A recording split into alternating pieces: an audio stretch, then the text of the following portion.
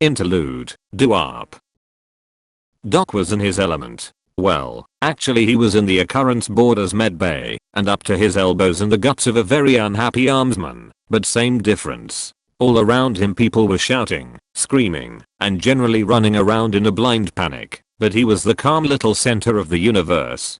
Doc hummed to himself as he dug around, and then let out a shout of a triumph as he finally found the foreign object. It looked to be a large metal rivet, and still tingled with traces of the burst of warp energy which had propelled it. He neatly tossed it into the prayer seal covered bin marked tainted, and began closing everything back up.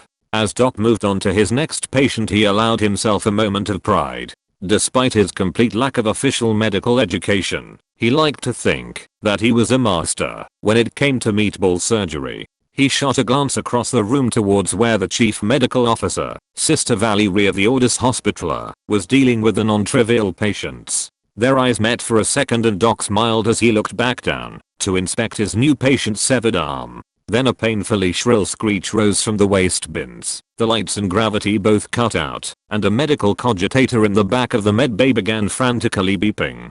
Doc automatically turned his shoulder tack light on, snatched the now floating severed arm out of the air, and instructed his patient to keep a hand on it, and drew his sidearm. The minor demon that clawed out of the medical waste bin, already weakened by the prayer seals, was dispatched with single volley from Doc's Lars pistol. That minor annoyance dealt with, he disengaged his mag boots and launched himself towards the back of the medbay. Sergeant Gravis of the Emperor's Scythe Space Marines, or more specifically the upper half of Sergeant Gravis, twitched as the Tyranid bio weapon in his veins made another spirited attempt to kill him. The medical cogitator hooked to him requested several types of antidote, which Doc quickly administered. "We're down to our last vial of hydroxycobalamin, and he's having nightmares again," reported document. Sister Valerie didn't look up from her patient as she responded. "The warp's a bad place to be comatose, especially this far from the light of the Emperor, and the way that unholy Xenos abomination is tearing apart the ship doesn't help.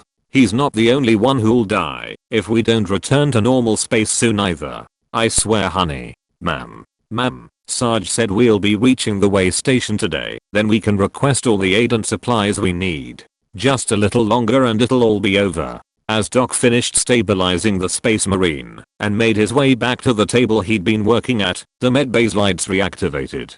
A second later, there was a clattering crash as the various small items that had been floating through the air dropped back to the floor, and a meaty thump as Doc's neglected patient was slapped by his own severed arm. Sister Valerie watched for a second as Doc hastily apologized to the main crewman and scrambled under the table for the dropped limb. In a voice too quiet for even her nurses to hear, she muttered, "Emperor, why'd he have to be an optimist?" The All Guardsmen Party Interlude, doo-wop. Amelia Dolores Sister Amanita Trigestratas Oldana Malafivon Humperdinck was on the hunt. The creature that had been haunting the aft-tainted areas and attacking unwary crewmen and servitors had eluded them for days, but now she had it. Amy readied her pulse rifle as her bait slowly advanced into the disused cargo bay and her spotter scanned the area. It was a perfect example of the classic monster hunting technique, or it would have been, if the bait stopped whining. "I don't see why I always gotta be that bait-winged nubby. I think it's discreditable or unfair. I think it's unfair."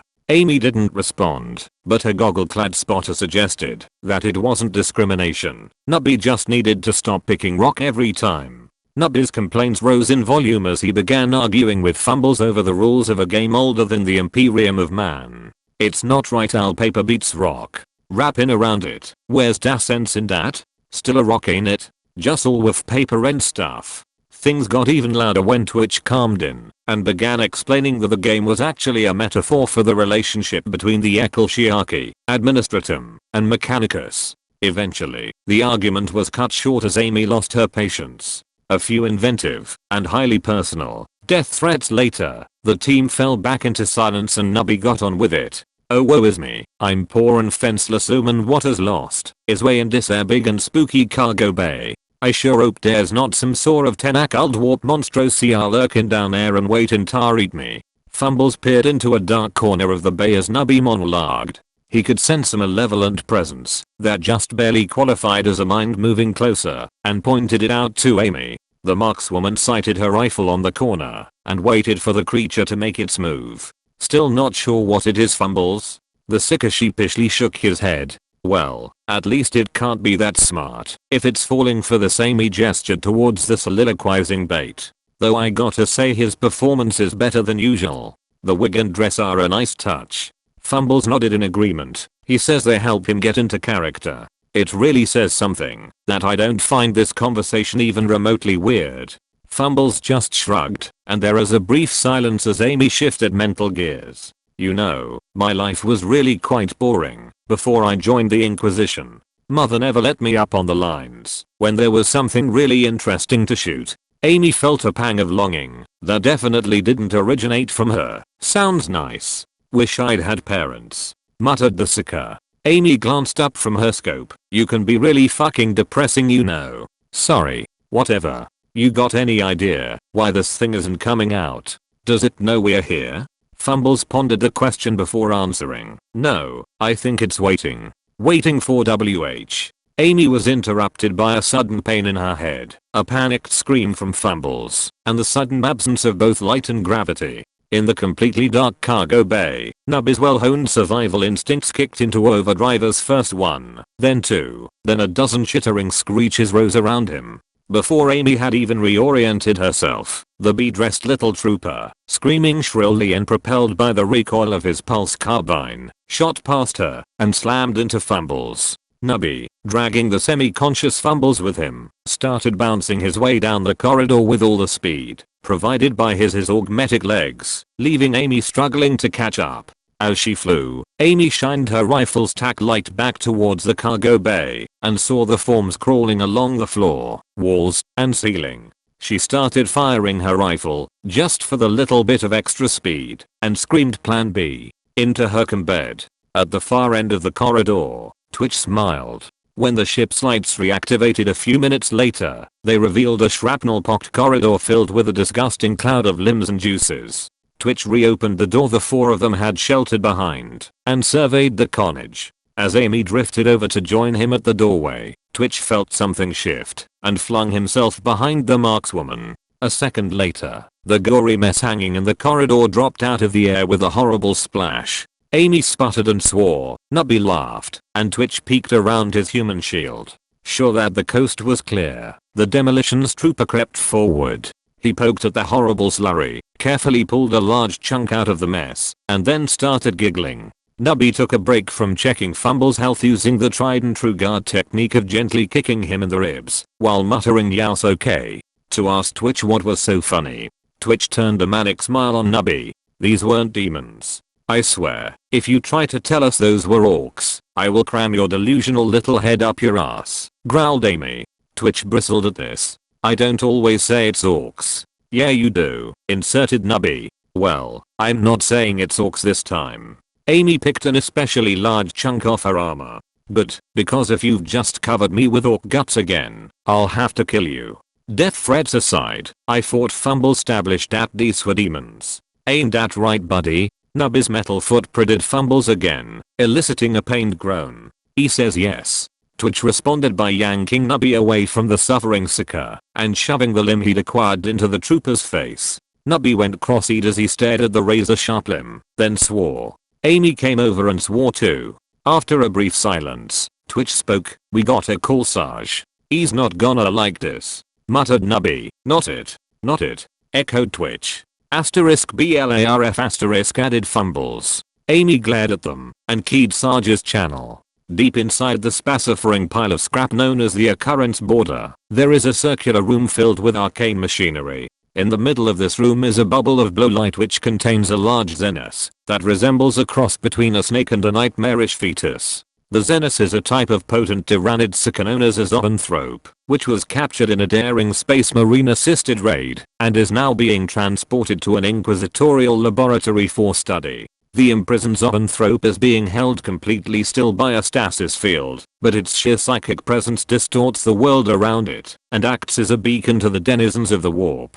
The clutched together Seeker containment area is straining to shroud the Xenos presence from the demons surrounding the ship and limit the power of the creature's mind. Every single subsystem is on the ragged edge of failing. Some are sparking, others are smoking, and the stasis unit itself is emitting an ominous hum that steadily rises in pitch. Two men, one in a filthy guard uniform and the other sporting the robe and augmetics of the Adeptus Mechanicus, and a TAU of the Earthcast variety are running around in a constant effort to repair the containment area's failing systems. A third man, whose uniform and bearing scream NCO, is standing directly in front of the zoanthrope and holding what appears to be a piece of hull plating like an oversized shield. The shield bearer is Interrogator Greg Sargent, and he is not having a good day. Sarge tightened his grip on the massive shield as the stasis unit's humming reached a painfully high pitch, then went out of the range of human hearing. After a few tense seconds there was deafening clang, and the blue field around the zoanthrope disappeared.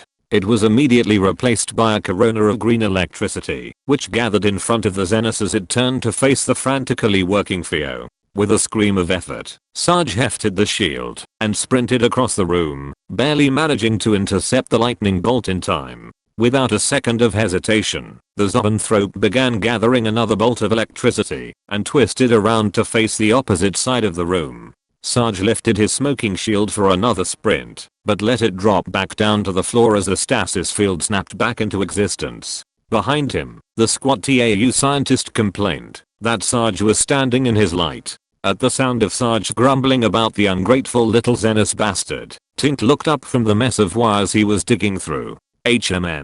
Oh, nice catch boss, we'd all be dead without you. Truly, you're a master of standing in front of things. Now, since you're just standing there, can you grab me another handful of triplex connectors? Next flicker should be in 3 minutes, you've got time. Sarge glared at the techie, but set down his shield and headed off to get the requested parts. On the far side of the room, Chief Engineer Jim leaned out from behind a glowing blue pylon and angrily waved a macadendrite. Damn it, Tink. No more triplex connectors. They anger the machine spirits. Stick to duplex. Tink scoffed. Machine spirits my ass. They work fine. Come on Theo. Back me up on this. The TAU responded without looking up from his work. There's no scientific reason triplex connectors shouldn't work. They are completely compatible with duplex systems and are, in fact, rated to a much higher capacity. See? Jim returned to his work with a few mutters about his poor, abused machines, and Sarge delivered the controversial parts. As Sarge hefted his massive shield and got into position, the stasis unit began making its ominous humming again, and Tink rushed to finish his repairs. With a shout of triumph, he reconnected the final component, slammed the panel shut, and ran over to one of the control panels lining the room. The mental pressure everyone in the room had been feeling quickly decreased. Sarge let out a sigh of relief, Tink cheered again, and Theo asked if anyone else could smell smoke. A second later the panel Tink had just shut was flung across the room by a small explosion, and the mental pressure returned with painful intensity. From behind his pylon, Jim shouted, I told you they don't like triplex. While the three techies ran around in a panic, Sarge stood still and watched the stasis unit. He looked down at his shield, up at the green aura that was gathering around the zoanthrope despite the temporarily functional stasis field, back down at the shield, and reached a decision.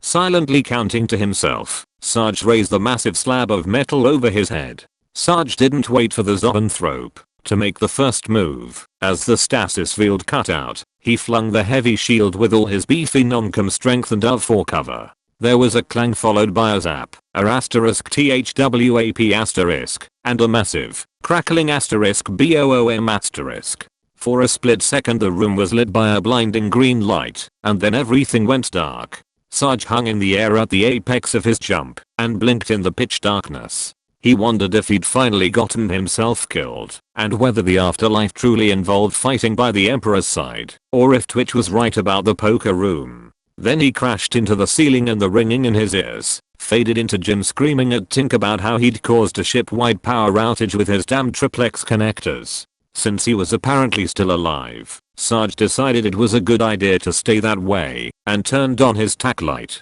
He tried to twist around to face the zoanthrope, but this turned out to be rather difficult, since the stasis unit was now empty. After a brief period of panic, Sarge realized that the lack of green lighting bulbs meant that the Zenith wasn't currently up for a fight and began carefully scanning the room. Remembering the meaty thunk he'd heard after throwing the shield, Sarge aimed his light at the far side of the room. It revealed a horrible form made of chitin and metal hanging in the entrance of the debris-clogged cell. A closer look revealed it to be the zoanthrope, except with a partially melted shield wrapped around its head. Sarge floated over and scientifically poked it with his gun, took its feeble twitching as a good sign, and began hefting the Zenith out of the cell and back towards the stasis unit. While Sarge wrangled the zoanthrope back into place, Tink, Jim, and Theo climbed around the incredibly deep hole that occupied Sarge's former position. From the very bottom, Theo could be heard complaining that whoever had installed the wiring in his section had not been a SEPT certified electrician. Jim, who was patching cables slightly higher up, suggested that the person had probably been either drunk or insane, or both. At the top of the hole, Tink connected a group of wires with a few duplex connectors and nearly wet himself when the tangled mass started sparking and the room's comm terminal chimed. At the sight of the familiar contact code on the screen, Tink launched himself out of the hole and flew over to the terminal, ran a hand through his filthy hair, straightened his goggles, and also casually answered the incoming call. "Hey hi Hannah, what's up baby?" Sarge heard the enraged screeching from across the room, but couldn't make out any words aside from stupid and insane. Tink continued undeterred. "Why would you assume I had anything to do with this? Is it because you're always thinking about me?" This time the screeching was accompanied by a short arc of electricity. Cursing and clutching his burned ear, Tink floated away from the terminal and then crashed to the ground next to the hole as gravity and light returned to the cells. After a feeble attempt to climb to his feet, the techie gave up, leaned over the side of the hole, and groaned, "Hey Jim, your sexier counterpart is being all bitchy. You can talk to her." While Jim climbed out of the hole and began giving a damage report to Hannah, Sarge pushed the zoanthrope back into the network of grav plates above the stasis unit. Once he was certain the now metal-faced Zenith wasn't going anywhere, Sarge dragged Tink up off the floor and over to the non-functional stasis unit. A few kicks and death threats convinced the techie that getting the stasis field back up was more important than eavesdropping on Jim's conversation, and the two guardsmen got to work. Right as the last fixes were being made, Sarge's combed came to life with the sound of Doc's slightly panicked voice. "Hey Sarge, the captain's been trying to reach you over the ship's comms. He says we're there." With a rare smile, Sarge relayed the good news to the combed-less Tink, who practically collapsed with relief and leaned towards Sarge's headset. "Oh thank the Emperor. Doc, tell him we'll be ready in 5 minutes. On the far side of the combed, Doc's voice grew a little panicked. I don't think you've got 5 minutes. I think he meant we're there, as in we're doing right now." Sarge winced as Tink ripped the combed off his head and began screaming into it. "What happened to our warning, Doc? I was promised a 15-minute warning." "How should I know?" responded Doc. "I'm just passing the word along. All I know is that the captain said your room's comm is busy and asked me try and reach you. That's totally not my fault." Tink shot a glare towards the room's comm terminal where Jim was chattering about catastrophic system damage with Hannah, and then returned his attention to the combed. "And why didn't he just call us like you did?" Doc's tone shifted from panic to annoyed. "Maybe because you helped Twitch encrypt all of our combeds day before yesterday. That was just to keep the cog boys from spying on us, and he said he'd share the code with everyone who needed it." There was a brief pause as Doc digested this, then the medic exploded. "You thought he'd share the code? This is Twitch we're talking about, you idiot. Of course he didn't share it with anyone." Tink began putting together a suitably scathing response, but was interrupted as Sarge wrenched the combed back and spun him around to face the C suppressors. "Talking time over. Fixing time now. Move it, trooper." Once he was sure Tink was back on task, Sarge turned his attention to Jim. Using his refined oratory and leadership skills, he convinced the tech priest that repairing the cell's various delicate systems before the stress of dewarping blew them into shrapnel took priority over helping Hannah with the ship's power problems. Which is to say, Sarge reached over Jim's shoulder and terminated his call, then picked the hapless Engenseer up by his crimson robes and flung him towards Tink with a shout of "fix stuff before it explodes." As two Tetches scrambled, and Theo asked what was going on, and if anyone could help him out of the hole, Sarge entered the bridge's contact code into the CARM terminal. Unfortunately, his plan to yell at the captain for attempting to get them all killed ran into problems when the ex-Navy officer answered the call with a bellow of "Why is my navigator unconscious, Sarge?" Back in the aft of the ship, Amy's combed nearly deafened her as it finally connected to Sarge's. After a few attempts to make herself heard over her boss shouting match, she removed the earpiece and turned to her companions. "I think he's busy. Apparently we are all about to die." Nubby, seated on Fumble's curled up form, paused in rummaging through a medkit that appeared to be filled with nothing but LHO sticks and suspiciously unlabeled bags of pills.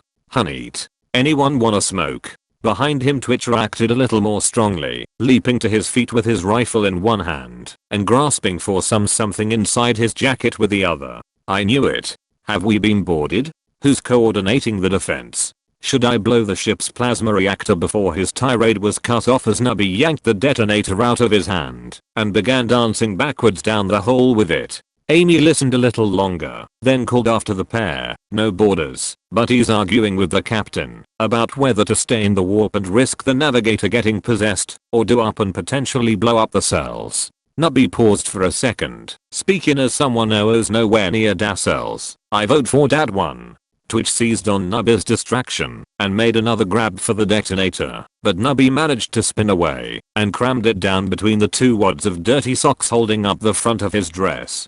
This did not deter Twitch even slightly. Amy gagged a little, and Fumbles laughed weakly as Twitch tackled Nubby to the ground and began rooting around for the detonator. As Twitch finally found his prize and withdrew it, along with a handful of crusty socks, a deep vibration came up through the floor and the Vox system began blaring the completely incomprehensible automated de-warping warning. Amy raised her combed back to her ear. Twitch and Nubby both cheered. Fumbles began whimpering again, and back in the gore-filled hallway something moved. Tink and Jim worked feverishly. In the background the automated de-warp warning instructed all hands to hold still and pray to the Emperor in 36 different variations of Gothic, not to mention Jantine battle cant, and what the resident xenologist insisted was RUD, until Sarge used his carbine to deactivate the nearest speaker. The noise of the de-warp warning was replaced by the pops of overloading C suppressors, Theo's demands to be told what was happening, and the sound of Sarge yelling at the captain to slow down.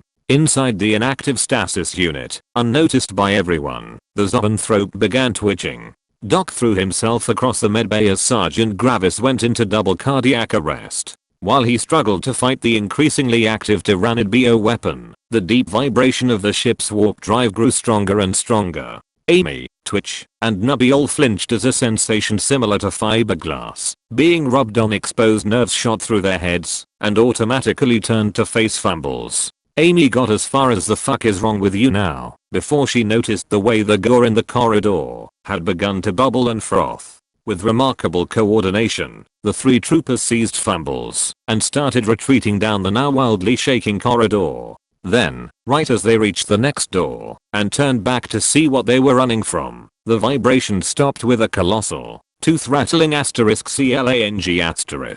Twitch swore, Nubby screamed, Fumbles started twitching madly, and Amy looked around in confusion. She got as far as "what the F" before all the gore, including the portion soaking her armor, suddenly ran together and reformed into familiar insectoid shapes in a sort of reverse explosion. All three troopers immediately opened fire. As the clang reverberated through the medbay, Doc went pale. Sister Valerie met his gaze from across the room and began to ask "what the F?" but her question was interrupted as the ragged edge of Gravis' torso inexplicably burst into green and black flames. Sister Valerie abandoned her current patient and sprinted towards Gravis as Doc screamed "this is not how poison is supposed to work" and grabbed a fire extinguisher off the wall. As the echoes of the clang died away, Tink leaned out of the cover he had jumped into when the C suppressor he'd been working on exploded. "What the fuck was that?" asked the shaken Techi.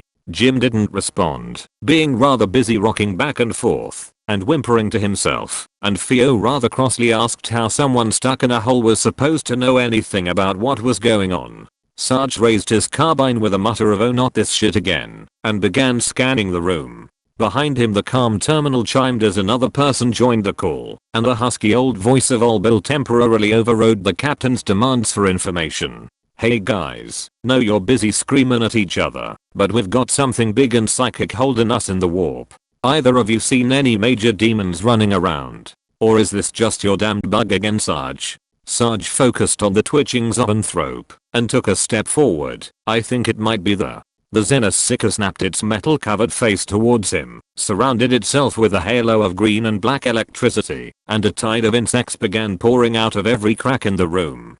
"Definitely the bug," shouted Sarge. Sarge dropped his carbine onto its sling and sprinted for the stasis unit, crushing insects under his boots as he ran. For a second the room around him seemed to stretch and warp, but it stopped as Jim snapped out of his funk and plunged his macadandrites into one of the C suppressors. Several small bolts of green and black electricity grounded on Sarge as he finally neared the stasis unit, but he ignored them and triumphantly flipped the big switch to on. Nothing happened. Sarge frantically flipped the switch up and down and screamed, "I thought we fixed this." Tink. Tink slammed into the unit next to him, slapped his hand away, then set the switch to on and responded with force. "Calm had to replace the capacitors to fix the flicker. They need to char AGHHHH." Tink's calm tone evaporated as they began slapping at the insects that had just crawled up his pants leg. Sarge sprang to help, then noticed the way the insects were flowing towards the open maintenance panel on the stasis unit. He immediately began employing his big stompy boots in an effort to stem the tide, screaming at Tink as he did so. "Why didn't we turn it back on after we fixed it?" "Because we're idiots, Sarge," responded the Techie as his frantic dancing finally dislodged the last bug, and he joined Sarge in stomping the onrushing swarm. Even with two sets of boots, it was obviously a losing battle, but being guardsmen, neither of them commented on this. They continued in their desperate attempt to hold the line as the tide surrounded them and began climbing both their legs and the stasis unit. Across the room, Jim noticed their predicament and, in a fit of genius, scrambled over to Theo's hole. He very calmly asked the TAU to redirect extra power from the damaged suppressors to the stasis unit. There was a flash of blue light behind Sergeant Tink, and both of them collapsed as the universe twisted, and what felt like a million barbed legs ripped across their minds. For the second time that day Sarge wondered if he'd been killed, but as the empty ringing in his head was replaced by what felt like the universe's worst hangover, he decided that he was probably still alive. He just wished he wasn't. Moving with the extreme care of someone with a near-terminal headache, Sarge sat up and looked around the cells. Surprisingly, things looked more or less stable. The bugs were gone, though his legs felt like they'd been worked over with a wire brush, and a certain feeling in his gut told him the occurrence border had finally exited the warp. It seemed that without the strain of traveling through that hellish realm, the few still functional C suppressors were holding up fine. Well, as far as he could tell they were fine. At least none of them were on fire, and whatever Tink had done to the stasis unit had fixed that damned flicker. Sarge eyed the stationary zoanthrope and its creepy new metal covered face, then flipped it off and turned his attention to his team. Tink was curled up nearby, clutching at his head and alternating between crying and swearing. Jim was already back on his feet and doing tech priest things, and Theo had finally hauled himself out of the hole in the floor. The annoying little Xenos looked rather confused about what had happened, but had just enough self-preservation instinct to go help Jim instead of bothering Sarge or Tink with questions.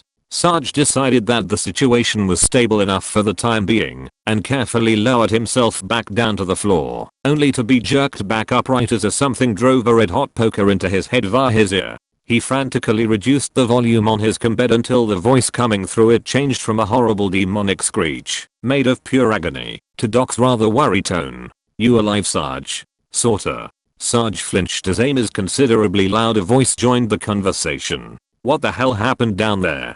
"Tink broke something," muttered Sarge with a half-hearted glare at the prone Techie. Tink stopped moaning about his head and dug through his gear pouches for his own combed, whining to himself as he searched. "It's not my fault, stupid machine spirits being little bitches. No bloody scientific reason." Sarge returned his attention to his combed and summoned up as much professionalism as he could manage. "Everyone's still alive. Report." I'm fine, and Gravis is still alive, if a little crispy around the edges," replied Document. Amy spoke next. "We're all okay, but the thing hunting people in the aft-tainted area turned out to be a swarm of gaunts." Sarge winced. "Oh, shit." Amy began to continue, but Twitch's voice, which sounded dangerously excited to Sarge's experienced ear, overrode her. "I was ready for that though, and we blew them into chunky salsa, except there was a brief scuffle in the background as Amy explained to Twitch that interrupting was very rude. After a few seconds, Nubby awkwardly cleared his throat and continued the story. "Cept after that, all dabbits and stuff started running Tojava and they got back up." "Oh shit." Amy's voice returned. "But then we do-upped, and they all sort of evaporated. Just poof, gone. Blood, guts, and everything. So we figure once again," Twitch interrupted, "that the Nids have formed an alliance with Chaos. An unstoppable tide of demonids will sweep across the sector and ow." Sarge sighed and rubbed his face as Tink and Nubby both snickered. "We figure it was just some sort of warp thingy. So, I guess everything is fine. I mean Fumbles is unconscious, again, but otherwise everything is fine," finished Amy, sounding rather annoyed over how her story had been spoiled. Sarge ran through the whole disjointed report in his head. After a little pondering he held up his hand and began ticking off his fingers. "Okay, I guess we do up just in time to avoid that problem, so that's sorted. And it looks like the anti-sucker stuff is holding up fine now that we are out of the warp. And Gravis is still mostly alive, right?" "Right. Mostly," confirmed Document. Sarge looked down at his closed hand in surprise, ran through the list again in his head, then shrugged to himself. "So, I guess we made it. I mean, here we are at way station whatever. All that's left to do is requisition a few parts, drop Gravis off with the local medici, get a new astropath, and call the scythes. Then we spend a few leisurely weeks getting everything fixed up, and take a nice safe route back to wherever Oak's lab is." He paused for a second, not quite believing what he was saying, then continued, "So yeah, we win. Good job people." There were a few seconds of shocked disbelief, and then Sarge ripped off his comped as it exploded with cheers. When the volume finally returned to a safe level, he put it back on just in time to catch Doc say, "That trip went a lot easier than I expected." "Oh shut up, you've been hiding in the med bay and sleeping in a nice warm bed every night," responded Tink in his most petulant voice. "I can't remember the last time I got to sleep for more than 10 minutes.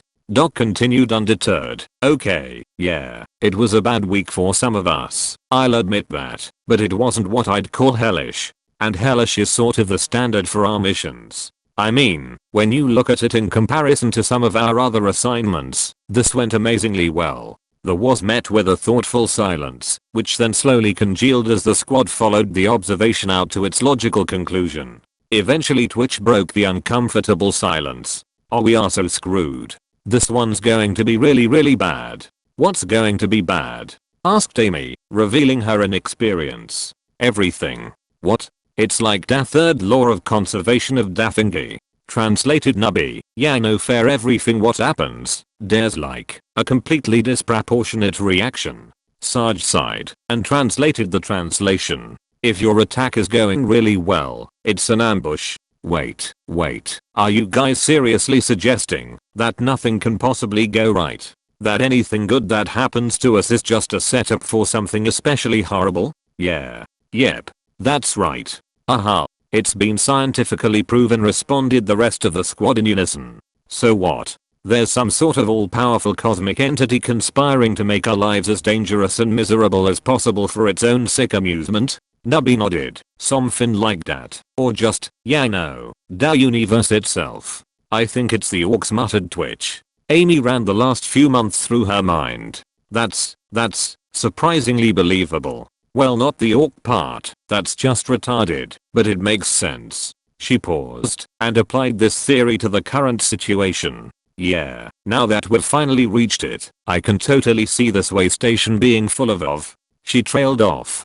"Chaos worshipping psychic mutants," suggested Twitch, "waiting to capture hapless visitors and overwrite their minds with copies of their cult leaders. Or orcs." or orcs disguised as chaos worshipped, which was interrupted as Sarge, recognizing an unproductive line of thought, cleared his throat and rather wearily addressed his troops. Paranoia aside, we are just here for a nice, simple supply run. Everyone put together your shopping lists and grab some rest while the captain takes care of docking. And let's, please, just try to get through this without anyone blowing up the station, or being arrested, or assaulting someone, or committing tech heresy, or whatever it is you do to screw everything up. Document. Thanks for watching. Subscribe, you be whole.